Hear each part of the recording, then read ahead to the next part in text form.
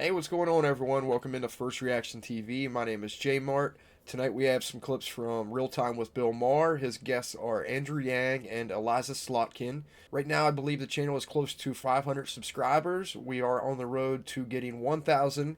So please take a second, hit that subscribe button, like, comment, and I appreciate you watching the video. Make this, if anybody who works for Forbes magazine is watching the show, you might want to turn it off now.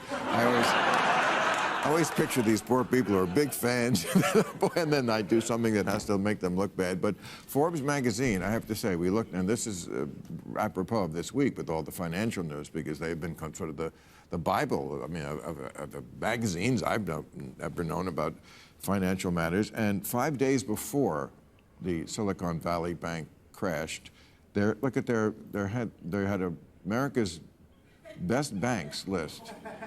They made America's best bank 5 days before, and this is not the only time.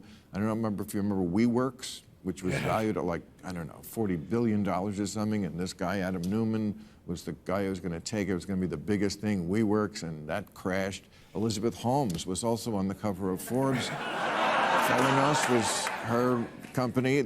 She is now going to jail. She was sentenced to 11 years in jail. Sam Bankman-Fried was on the cover of Forbes. I'm not kidding, and he's looking at like 100 years in jail. So we went back through the files, and I can tell you some of these covers for Forbes over the years. Would you like to see? I mean, they are not the best at prognosticating, I gotta say. Look at this one. We've seen the future, and it's spelled Sears. Yeah. Restaurant Trends 2020. Buffets, buffets, buffets.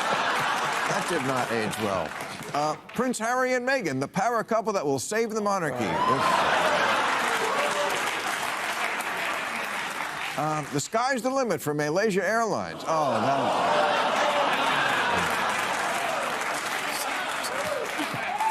that... Investor's Guide 1995. We're all in on CD-RAP. Going places with Jeffrey Epstein. All aboard the Philanthropy Express with Bill Clinton, Prince Andrew, and Donald Trump. Yeezy Street. How Kanye West will help Adidas escape its German past. And, of course, MySpace. Move over, Facebook. Social media has a new boss. Well... Got some pretty shady people. But right now we're about to dive into a conversation about equity and inclusion. And with Andrew Yang on the panel, Bill Maher asked him about some of the stuff that is going on with the Asian community. So stay tuned, hit that subscribe button. Thanks for watching. Andrew, can I ask you a question about Asians? Yes. I'm asking because, like, if I don't, then it's like, why didn't you? And if I do, then why did you? You can't win. I gotta say, man, when I was on the presidential debate stage, I was always a freaking question about China. Well, China, we all have. I mean, that's one of the biggest issues in the world. But yeah, it got repetitive. But continue. I'm sure. Continue. Well, only because I see in the polls that the Asian community as a voting bloc is moving right. This should concern you very much. Since the 2018 midterms, Democratic voter support down 7 points with black voters, 10 with Latinos, and 19 with Asian Americans. So, your concerns and why? Well, I can't speak for the exact numbers, but certainly there's chunks of people that the Democratic Party has taken for granted for a long time. And I think, it sort of was this commonly understood thing that the Democratic Party appealed more to minority communities of the United States. And it turns out if you don't work hard to actually reach out to them, to engage them, to speak in Spanish, to appeal to the concerns that they have, they're not an automatic voting bloc, either voting for you or coming out to vote at all. And I think the Democratic Party... But don't you at least try? I mean, compared to the other... Well, I would think the other side is saying, are you kidding? Ignore them. They cater to them. Well, I think, at least I can say in Michigan, the other side is definitely seeing an opportunity. Certainly, the Republican Party and the African-American men, I think, there is a relationship there that the Republicans are trying to build, but I think it's behoved. Obviously, this is identity politics, and what's actually a good thing and good news, in my opinion, is that what they're saying is that all these groups of people, they just vote Democrat, regardless of who's there, regardless of who the candidate is, regardless of what they're standing for. The Democrat Party just assumes and expects, if you're Latino, you vote for us. If you're black, you vote for us. If you're a minority, you vote for us. So honestly, like, it's a good thing. You should never be expected to get somebody's vote just on how you look, ever. The Democrat Party has and still is expecting their vote, and they're not doing anything for them. We're going to change everything and defund the police, and Joe Biden's in there now, the Democrat Party, the extremist on that side. What has changed in this country? Like, what has gotten better? Where have we seen crime, criminal justice reform, and all these? What city or what instance can anybody use right now to say these people came in and changed it and they made it better for us? Like, where is that happening? Because I'm not sure what country that is, but I sure don't live there.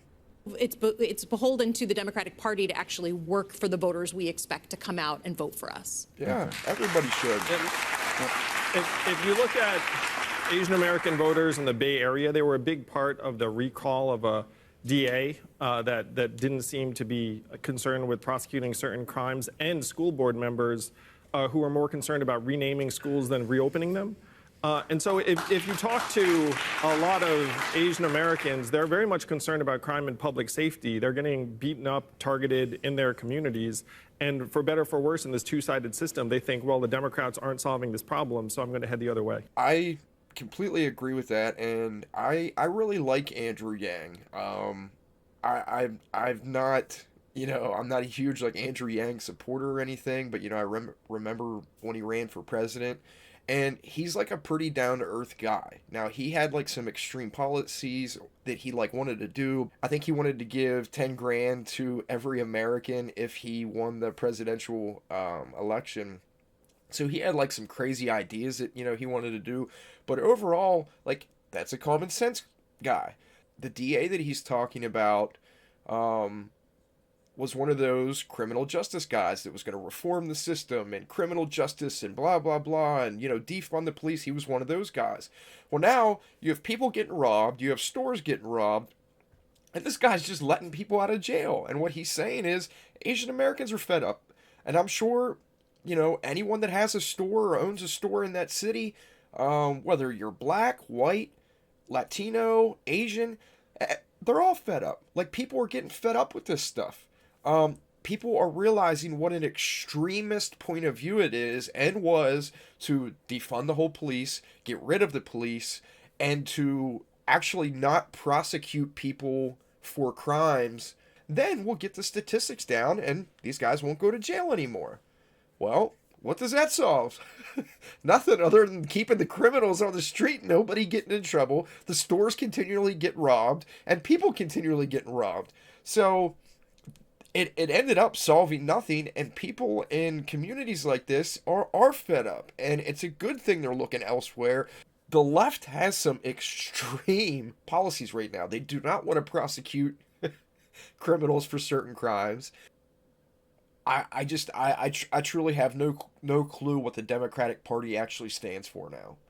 The schools that they've changed admissions programs, and I know when de Blasio was mayor in New York, he tried to do this.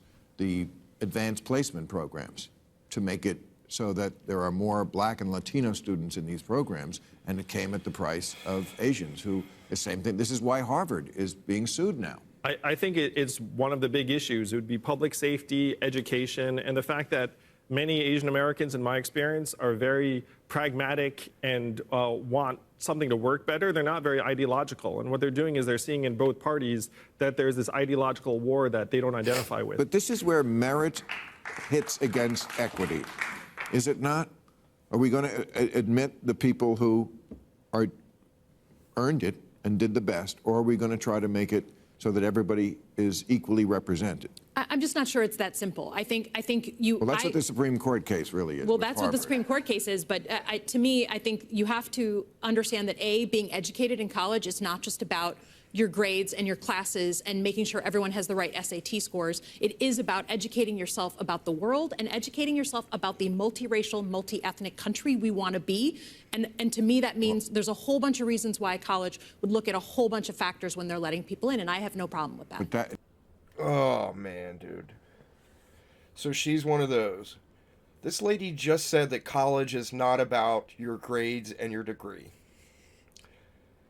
Oh. Of course that's what college is for. People go to college to get a job for their future, for their career. The amount of white kids and the amount of black kids and the amount of Latinos in your class has nothing to do with the merit of your class and the end goal of what you're taking that class for. You're taking that class for a specific reason, and it's to get a job and to move on. The Democratic Party is so obsessed with race that it is absolutely unbelievable. Bill just said that they are excluding a certain race, Asians. They're excluding Asians, keeping them back because of how smart some of them are, inserting a different race that someone might not be as smart as the Asians, discriminating against them because of their race. It's the definition of racism. You are discriminating against Asians and inserting a different color person. It's the definition of racism. The definition of it. And this lady just said, I'm on board. It's a good thing they're doing it. It's absolutely a left-wing extremist point of view, and it's bat crazy. it seems like what you described is what they do more than anything else in college. I mean, did you... Oh, I think this racialized zero-sum you're game is confused? exactly the kind of thing we have to avoid. As an Asian American who Yes. did not get into Harvard. Yes. But, and if you look at an institution like Harvard, they have an endowment of $50 billion. They should be opening a satellite campus in Detroit, Michigan. They should be doubling their class size. Like, if they wanted to be a serious engine of social mobility, they could do much bigger things. Right now, this is, unfortunately, this window dressing that doesn't actually solve the nation's problems. Well, hey, I appreciate you watching and making it this far in the video. Please hit that subscribe button, like, comment, let me know what you guys think. Let me know if you think that, you know, the whole Harvard situation, if they're on par and if it's a good thing for America to be separating different races because of how smart they are, or if you think it's a bad thing. I appreciate you watching. Thanks again.